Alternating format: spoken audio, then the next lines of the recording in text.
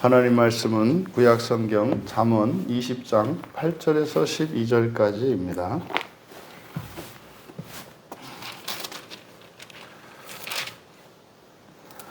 우리 같이 한 목소리로 함께 읽겠습니다. 심판 자리에 앉은 왕은 그의 눈으로 모든 악을 흩어지게 하느니라. 내가 내 마음을 정하게 하였다. 내 죄를 깨끗하게 하였다 할 자가 누구냐? 한결같지 않은 저울추와 한결같이 않은 되는 다 여호와께서 미워하시느니라. 비록 아이라도 자기의 동작으로 자기 품행이 청결한 여부와 정직한 여부를 나타내느니라. 듣는 귀와 보는 눈은 다 여호와께서 지으신 것이니라. 아멘. 하늘의 복을 어떻게 얻나? 라는 제목으로 말씀의 은혜를 나누고자 합니다. 심판의 자리에 앉은 왕은 그의 눈으로 모든 악을 흩어지게 한다. 그래서 여기서 이제 악을 흩어버린다라고 하는 것은 악을 제거하는 것을 말합니다. 그러면 이제 세상에서 이제 왕도 그의 눈으로 보고 악을 분별할 수 있고 그리고 그 모든 악을 흩어버릴 수 있다는 거죠. 이때 왕은 하나님이 세우신 지혜와 명철을 가진 분별력이 있는 왕입니다. 그래서 그 어떤 죄도 분별력 있는 왕 앞에서 감출 수 없다는 거예요. 그래서 그것을 9절에서 내가 내 마음을 정하게 하였다. 내 죄를 깨끗하게 하였다 할 자가 누구냐? 그대로 직역하면 누가 다음과 같이 말할 수 있는가? 누가 다음과 같이 말할 수 있나? 나는 깨끗하다. 여기서 앞에 정하게 하였다라고 한 이것은 작하인데 이 작하는 정하게 하다라고 하니까 그 자체가 깨끗한 것을 말합니다. 자체가 깨끗한 겁니다. 그리고 뒤에 깨끗하게 하였다. 타헤르. 이것은 더러워진 것을 씻어낸 것을 말합니다. 그러니까 앞에 정하게 하였다라고 번역한 작하는 그냥 깨끗하다. 나는 깨끗하다. 흠이 없다. 결백하다. 뭐 이런 뜻이고 뒤에 죄를 깨끗하게 하였다라고 하는 것은 죄로부터 내 마음이 정화되었다. 그러니까 죄가 있다가 깨끗하게 된 것이 이제 뒤에 타헤르이고 앞에 정하게 하였다는 원래부터 죄가 없는 것을 말합니다. 그래서 나는 깨끗하다. 나의 죄로부터 내 마음이 정화되었다. 라고 말할 수 없다. 이건 무슨 말입니까? 죄 없는 사람이 없다는 뜻이에요. 이 세상에 어떤 사람도 죄가 하나도 없다라고 말할 수 있는 사람은 없다. 그런데 10절에 보면 한결같지 않은 저울추와 한결같지 않은 되는 다 여호와께서 미워하시느니라. 그러니까 10절에서 말하는 것은 바로 9절에서 나는 깨끗하다. 나는 죄로부터 내 마음이 깨끗하게 되었다라고 주장하는 사람들의 근거입니다. 그러니까 10절은 사람들이 세워놓은 어떤 기준이나 근거에 따라서 나는 이러하니까 죄 지은 거 없다. 이것이 이제 10절의 내용입니다. 근데 10절은 이제 의역을 좀 한 것인데 한결같지 않은 이라고 하는 이 말은 없습니다. 성경에 없고 둘 다 한결같지 않은 저울추, 한결같지 않은 돼 이렇게 되어 있는 이것이 여기서 저울추 예전에는 저울추로 사용되는 것이 아주 고대 쪽에는 돌멩이를 썼다고 합니다. 그래서 여기 저울추라고 번역한 여기는 에벤 돌을 쓰고 있어요. 그런데 반복해서 돌과 돌 이렇게 되어 있습니다. 돌과 돌. 그리고 한결같지 않은 되라고 번역한 것이 이제 에바인데 이 에바는 이제 우리로 이야기하면 이제 곡식의 양을 되는 그 도구입니다. 그래서 우리나라에서는 되라고 하죠. 그래서 한 대, 두 대. 뭐 요즘에는 이것도 잘 사용하지 않지 않습니까? 하지만 이게 이제 에바입니다. 여기도 마찬가지로 에바와 에바 이렇게 돼 있어요. 그대로 직역하면 돌과 돌, 에바와 에바는 여호와의 혐오하시는 것이며 둘 다 마찬가지다. 이렇게 되어 있습니다. 그러니까 돌과 돌, 에바와 에바 이것을 이제 그렇게 의역을 한 거죠. 두 개의 돌멩이와 두 개의 에바를 가지고 이제 경우에 따라서 이렇게 바꿔서 사용한다. 이런 의미로 이제 의역을 한 겁니다. 우리말 성경에. 그래서 이거를 한결같지 않다라고 한 거죠. 그런데 히브리어에서 이렇게 똑같은 말이 반복될 때는 주로 이것은 강조하는 용어입니다. 그러니까 돌과 돌, 에바와 에바 이렇게 이것을 강조하는 것은 그러니까 어떤 돌이나 어떤 에바라도 이런 뜻입니다. 그러니까 아무리 정확하고 확실한 것 같은 사람의 기준이나 어떤 것을 판단하는 법이나 도구, 이런 것도 여호와께서 미워하신다라고 하는 것은 뭡니까? 이거는 하나님 앞에 그것을 들이대면 절대로 하나님을 만족시킬 수 없다는 의미입니다. 그런데 사람들이 나는 죄가 없다라고 말한다는 거예요. 그럴 수는 없다는 거죠. 그러니까 지금 8절과 9절에서는 바로 사람의 왕도, 사람이 세운 왕도, 이렇게 분별력을 갖춘 왕도 이렇게 만족시킬 수 없거든. 하물며 그 어떤 기준에 맞추어서 하나님 앞에서 자신이 죄가 없다, 자신은 완전하다, 이렇게 말할 수 있는 사람은 없다라는 거죠. 이어 11절에 비록 아이라도 자기의 동작으로 자기 품행이 청결한 여부와 정직한 여부를 나타내느니라. 여기서 나타내다라고 하는 나카르인데 이것은 안다 이런 뜻입니다. 안다, 주의하다, 인정하다 이런 뜻인데, 그러면 11절에서 이야기하는 것은 아이조차도 여기서 동작으로 품행을 안다. 앞에 있는 동작이라고 하는 것은 그러니까 행실입니다. 행실, 말랄, 행실이고요. 뒤에 품행이라고 번역한 포알, 이 포알은 자기가 한 일입니다. 한 일. 그래서 아이조차도, 비록 아이라도 자기의 행실로 저지른 일이, 여기서 이제 품행이라고 하는 것은 한 일인데 긍정적인 의미가 아니니까, 그러니까 저지른 일이 깨끗한지 올바른지 스스로 안다. 이게 무슨 말입니까? 어린 아이라 하더라도 자신이 이렇게 재판을 받거나 누군가에 의해서 평가를 받고 이래서 아는 것이 아니라 자기 스스로 그것을, 자기 행실을 보고 안다는 의미입니다. 그러니까 어린아이라 하더라도 무엇을 보고요? 자기 눈으로 보고 그것이 올바른지 올바르지 않은지를 알 수 있다는 겁니다. 그리고 12절에 듣는 귀와 보는 눈은 다 여호와께서 지으신 것이니라. 그러니까 여기서 듣는 귀, 보는 눈, 다 이게 뭡니까? 판단하는 거죠. 여기서 듣는 귀와 보는 눈은 10절에 한결같지 않은 저울추, 한결같지 않은 되로 번역된 돌과 돌, 에바와 에바, 이것과 대꾸를 이룹니다. 그러니까 사람의 눈과 귀, 이것은 여호와께서 지으신 것이니라.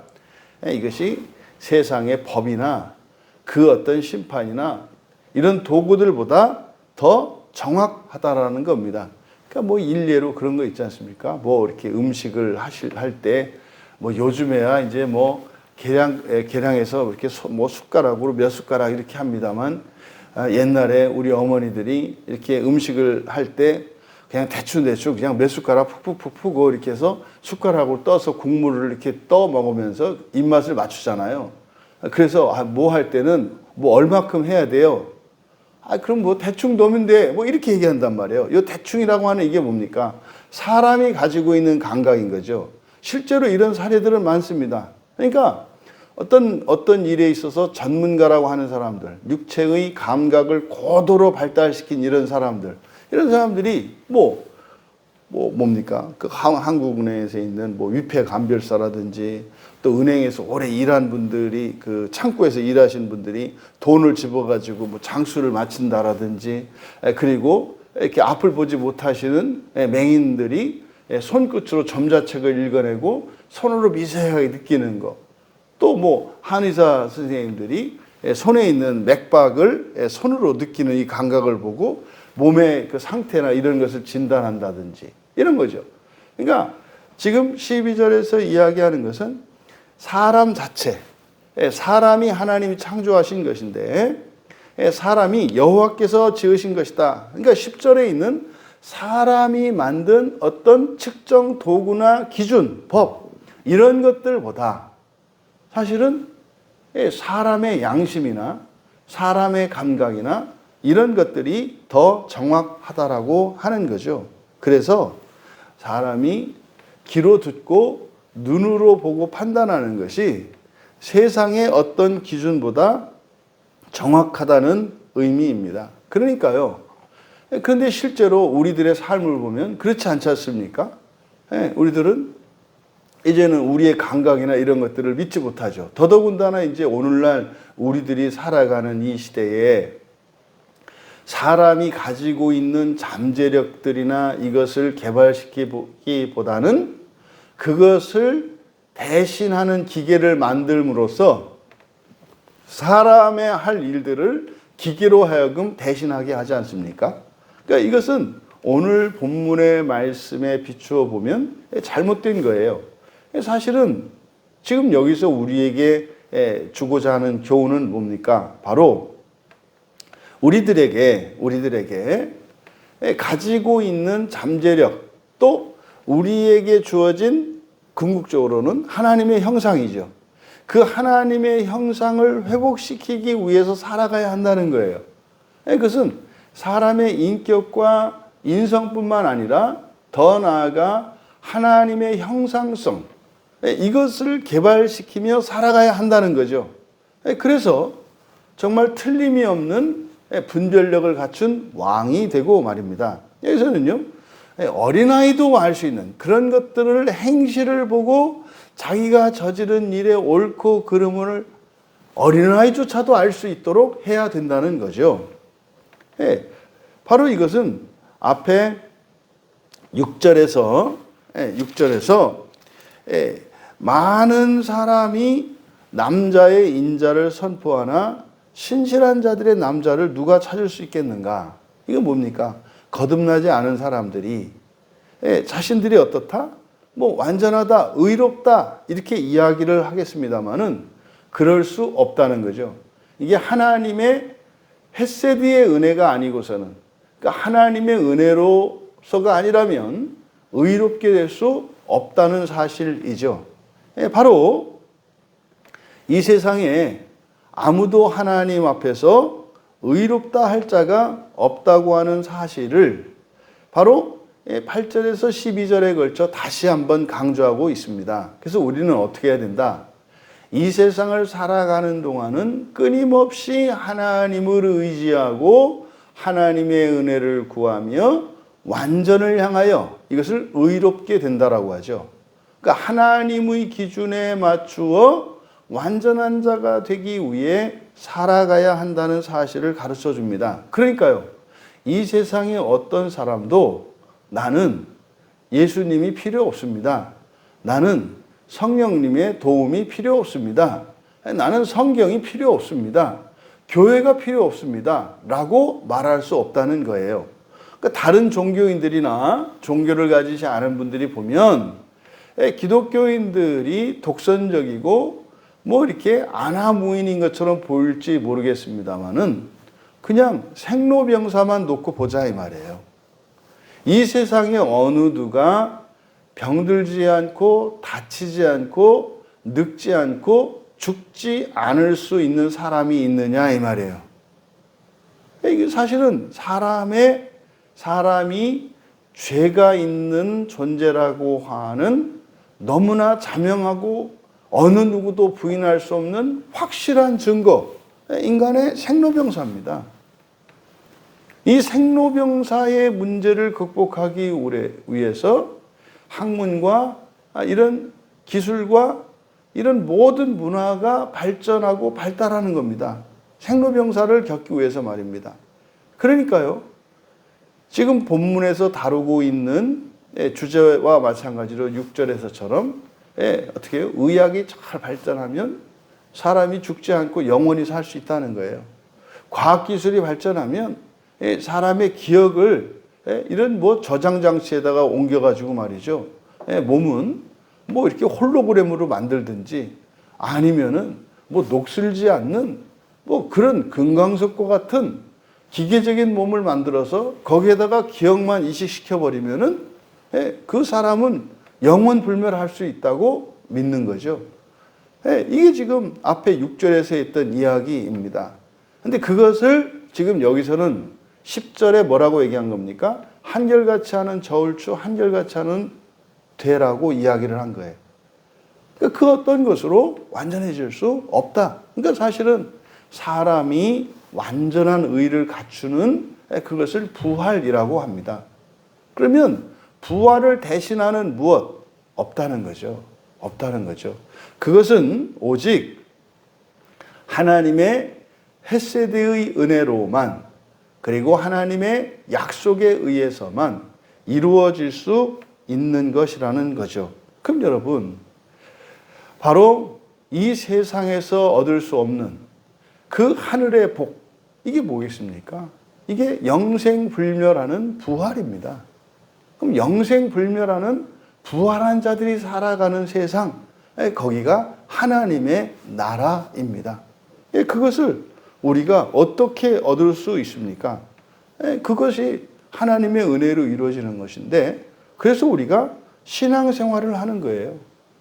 신앙생활을 한다는 게 뭡니까? 성경을 믿고 말이죠. 성경에서 우리에게 가르치는 바, 그 진리를 절대적인 진리로 받아들이고, 그것은 이해하는 것이 아니라 받아들이는 겁니다. 오늘날 너무나 많은 사람들이 이해하는 것과 믿는 것을 동일시해요. 그러니까 이것은 아주 가장 기본적인 개념을 모르는 거죠. 그러니까 이해할 수 없는 그것을 믿을 수 없다라고 이야기를 해요. 여러분, 이해할 수 있는 것은 믿는 것이 아니에요.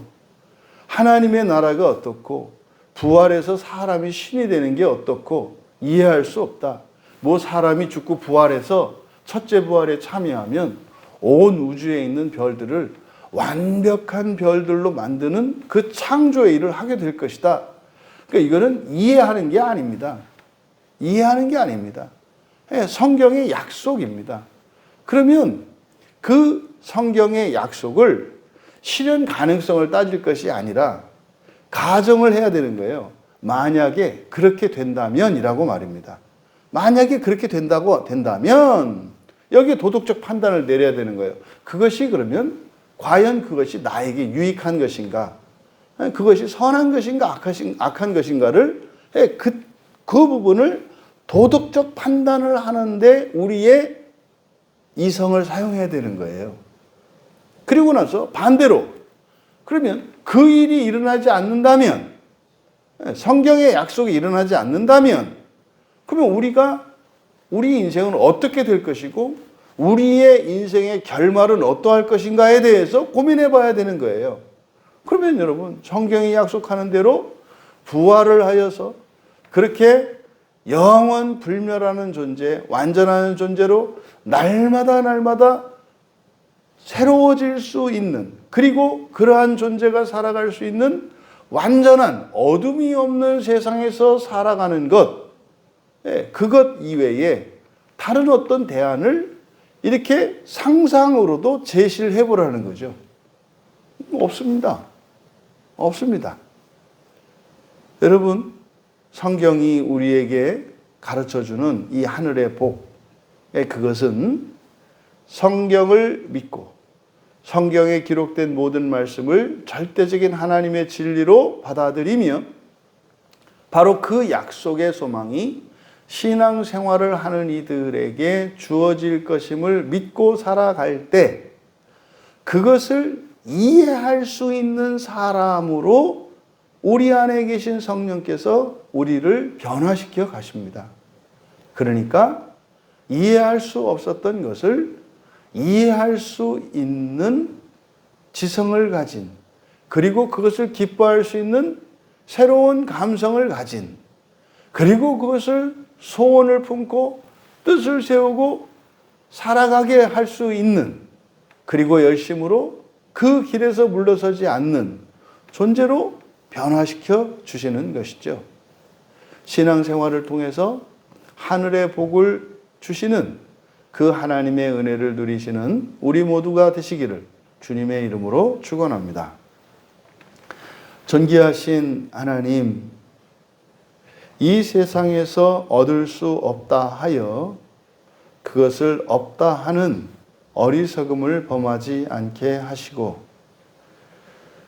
성경을 통하여 하나님께서 약속하신 그 하늘의 복을 얻고 누리며 또한 그것으로 나누며 세상을 구원하며 살아가는 거룩한 주의 자녀들 다 되게 하옵소서. 감사하며 예수님의 이름으로 기도하옵나이다.